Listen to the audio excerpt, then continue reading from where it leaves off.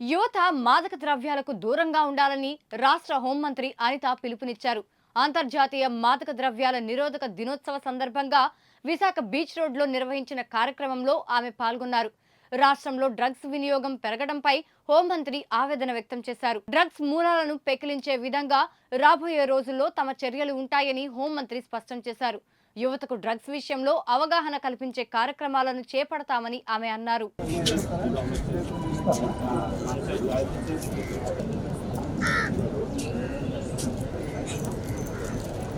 Close గా ఉండే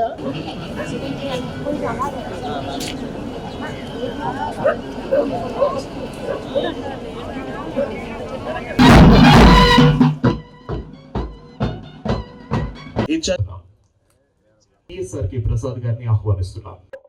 విశాఖపట్నం సముద్ర తీరంలో ఒక రాష్ట్ర భవిష్యత్తు గురించి ఒక నిర్ణయం తీసుకునే ముందు, రాష్ట్ర భవిష్యత్తు గురించి ఒక ప్రతిజ్ఞ చేయడానికి ఇక్కడికి వచ్చిన పోలీస్ డిపార్ట్మెంట్ వాళ్ళకి, అదేవిధంగా కళాశాల విద్యార్థులకి ఒకే ఒక మంచి ఉద్దేశంతో పనిచేయడానికి సిద్ధపడ్డ ప్రతి ఒక్కరికి కూడా శిరస్సు నుంచి పాదాభివందనం చేస్తున్నా.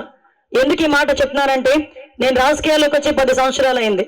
10 సంవత్సరాల్లో నేను కూడా పోలీస్ డిపార్ట్మెంట్ తాలూకా కష్ట సుఖాలన్నీ కూడా నేను కళ్ళతో చూస్తున్నా. సుఖం కన్నా కష్టం ఎక్కువ కనిపిస్తుంది. ఎన్ని గంటలకు తింటారో తెలియదు, ఏం తాగుతారో తెలియదు, ఏ టైంకి ఎక్కడుంటారో తెలియదు. ఆఖరికి మృత్యువుతో పోరాడుతున్నా కూడా డ్యూటీకి వచ్చిన సందర్భాలు కూడా చాలా చూసా. Hats off to our police, hats off. ముఖ్యంగా హోమ్ మినిస్టర్ గా నేను ప్రమాణ స్వీకారం చేసిన తర్వాత ఇంకా ఛార్జ్ తీసుకోకుండానే మొట్టమొదటిగా మేడం ఏంటి డ్రగ్ మీద పడింది, మేడం ఏంటి గంజాయి మీద పడింది అని చాలా మంది మాట్లాడారు. కొంతమంది బయటికి మాట్లాడలేదు, కొంతమంది బయటికి మాట్లాడారు, కొంతమంది నాతో కూడా మెసేజ్ కూడా ఫార్వర్డ్ చేశారు. మేడం, రాష్ట్రంలో ఇంకా చాలా సమస్యలు ఉన్నాయి, ఆర్థిక మాంద్యం ఉంది, అప్పుల్లో ఉంది, చాలా సిచ్యువేషన్స్ ఉన్నాయి. బట్ ఎందుకు మీరు డ్రగ్ మీద మీరు కాన్సన్ట్రేట్ చేశారు, గాంజా మీద కాన్సన్ట్రేట్ చేశారు అంటే, అందమైన విశాఖ అని, టూరిస్ట్ ప్లేస్ అని రకరకాలుగా వింటా ఉంటే చాలా బాగుంటుంది విశాఖపట్నం గురించి. ఎందుకంటే విశాఖపట్నం వాసులుగా మనం చాలా గర్వపడతాం. అట్ ద సేమ్ టైం రాష్ట్రంలో ఎక్కడ డ్రగ్స్ దొరికినా, రాష్ట్రంలో ఎక్కడ గాంజాయి దొరికినా దాని మూలాలు విశాఖపట్నంలోనే ఉన్నాయని చెప్పినప్పుడు కూడా మన మనసు అంతే బాధపడుతుంది. అట్ ద సేమ్ టైం నేను 5 సంవత్సరాలు ప్రతిపక్షంలో ఉండేటప్పుడు, ఒక మహిళా అధ్యక్షురాలుగా నేను పనిచేసినప్పుడు చాలా సిచ్యువేషన్స్ నా కళ్ళతో నేను చూశాను.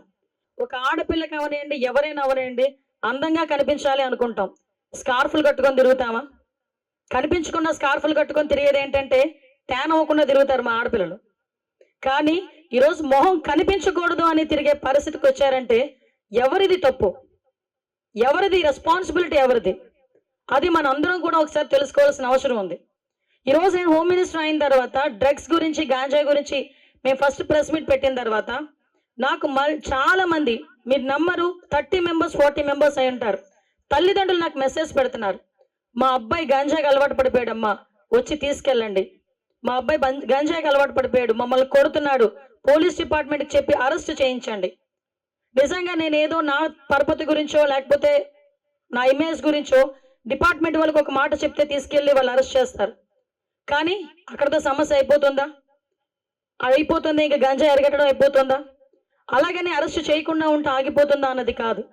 ఇక్కడ విషయం ఏంటంటే, సోషల్ రెస్పాన్సిబిలిటీ అన్నది ఏజెన్సీ నుంచి విపరీతంగా గాంజా అన్నది దిగుమతి అవుతుంది. నేను ఇంతవరకు మొన్న సిపి గారాలతో కూర్చున్నటువంటి వరకు శీలావతి అంటే చేపే అనుకున్నా, డ్రగ్ కూడా ఉంటుందని నాకు తెలియలే, గాంజాలో ఒక పార్ట్ ఉంటుందని నాకు సంగతి తెలియలే.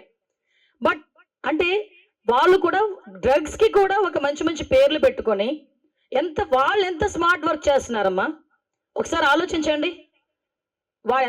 ఫ్లిప్కార్ట్లో అమ్మేస్తున్నాడు డ్రగ్స్ తెలుసా, అమెజాన్లో అమ్మేస్తున్నారు, ఈవెన్ కొరియర్ సర్వీసెస్లో డ్రగ్స్ అమ్మేస్తున్నారు. అంటే ఒక డ్రగ్ అమ్మేవాడికే నీకు ఇన్ని చావు తెలివితేటలుంటే, ఐపీఎస్ ఆఫీసర్ల కింద, పోలీసుల కింద 6 నెలలు ట్రైనింగ్ అయ్యి కాకి చొక్క ఒంటి మీద పడ్డగానే ధైర్యంతో సెల్యూట్ కొట్టే మన పోలీసులు ఇంకెంత స్మార్ట్గా ఉండాలో ఒకసారి ఆలోచించండి.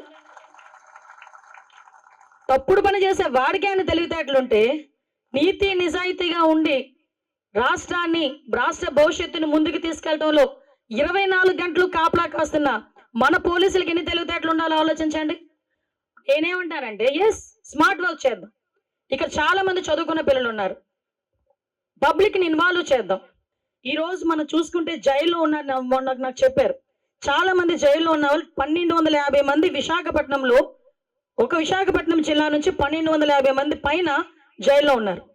మిగతా జిల్లాలన్నీ కలిపి 385 మంది. పోనీ ఈ జైల్లో ఉన్న వాళ్ళందరూ పండించడానికి డబ్బులు ఇచ్చినవాడా, సప్లై చేసినవాడా? కాదు. రూపాయికి 10 రూపాయలకి ఆశపడి ట్రాన్స్పోర్టేషన్లో గర్భిణీ స్త్రీలు కూడా వాళ్ళ ఇల్లు గడవక బయటకు వచ్చి గంజాయిని సప్లై చేసే ఒక ట్రాన్సిస్ట్లో వాళ్ళు తయారైతా ఉంటే వాళ్ళు మనం అరెస్ట్ చేస్తే సుమారుగా 16 సంవత్సరాల నుంచి 25 సంవత్సరాల లోపు పిల్లలు తమ భవిష్యత్తును అంధకారం చేసుకొని జైల్లో మగ్గిపోతున్నారు. ఇలాంటి సిచ్యువేషన్స్ని ఫేస్ చేయాలా, లేకపోతే ఇలాంటి సిచ్యువేషన్ నుంచి ఒక జనరేషన్ బయటకు తీసుకురావాలా? ఈరోజు ఎందుకు గవర్నమెంట్ కూడా దీని మీద ఇనిషియేషన్ తీసుకుంది? మొన్న క్యాబినెట్ మీటింగ్లో కూడా క్యాబినెట్ సబ్ కమిటీ కూడా వేశాం.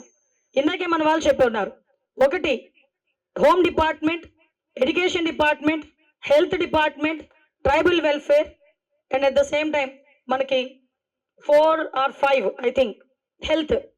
ఈ హెల్త్ డిపార్ట్మెంట్ వాళ్ళందరం కలిపి ఒక సబ్ కమిటీ కూడా ఏర్పాటు చేసుకున్నాం. ఈ సబ్ కమిటీ ఎక్కడ పాయకరావుపేట రిమోట్ ఏరియా, ఆ పాయకరావుపేటలోని ఎక్కడ పెంటకోట, అలాంటి ఏరియాస్లో కూడా ఈరోజు గాంజా దొరుకుతుంది అంటే ఎంత మూలాల్లోకి గాంజా వెళ్ళిపోయిందో మనందరూ అర్థం చేసుకోవాలి.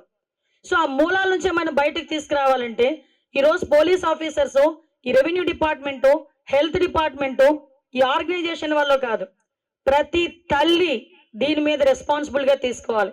ప్రతి కుటుంబం రెస్పాన్సిబిలిటీ తీసుకోవాలి. ప్రతి వ్యక్తి, ప్రతి ప్రజలు కూడా రెస్పాన్సిబిలిటీ తీసుకోవాలి. మాకెందుకులే అనుకుంటే రేపు పొద్దున్న మీ ఇంట్లో అదే పరిస్థితి వచ్చినప్పుడు నువ్వు గగ్గోలు పెట్టడంలో తప్ప వేరే ఆప్షన్ కూడా ఉండదు.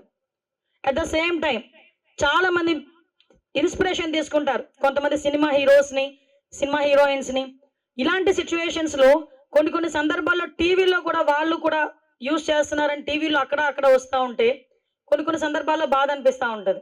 ఎందుకంటే వాళ్ళు ఎలా ఉంటారంటే వాళ్ళు రీల్లోని హీరోస్ కింద ఉన్న రియల్ టైంలోకి వచ్చేసరికి వాళ్ళు నిజమైన హీరోల కింద భావించే వ్యక్తులు చాలా మంది ఉంటారు.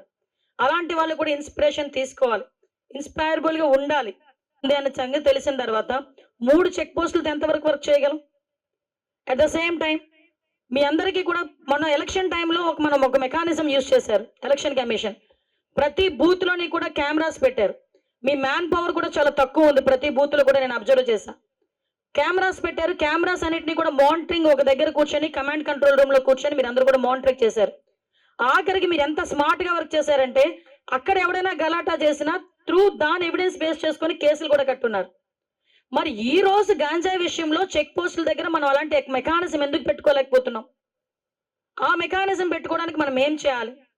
చాలా మంది ఐటీ ఎంప్లాయీస్ ఉన్నారు, చాలా మంది సాఫ్ట్వేర్ ఎంప్లాయీస్ ఉన్నారు, ఎంతో టెక్నాలజీ ఉపయోగిస్తున్నారు. ఆన్లైన్లో మన షాపింగ్లు కూడా చేసేస్తున్నాం. ఆఖరికి ఎంత టెక్నాలజీ మనకు ముందుకెళ్తుందంటే మనందరం కూడా ఒక్కొక్క యాప్ చూస్తూనే ఉంటే తెలుస్తుంది.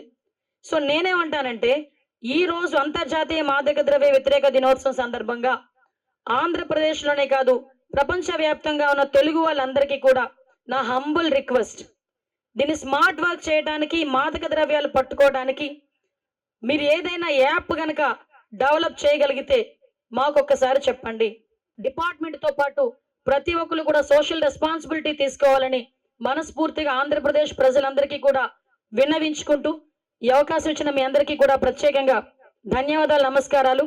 ఈరోజు ఒక మంచి కార్యక్రమానికి మీరందరూ వచ్చేదని, మన దేశంలో ముఖ్యంగా యువతలో మాదక ద్రవ్యాల దుర్వినియోగం పెరుగుతోందని మరియు ఇది ఆందోళన కలిగించే విషయమని మేము గ్రహించాము.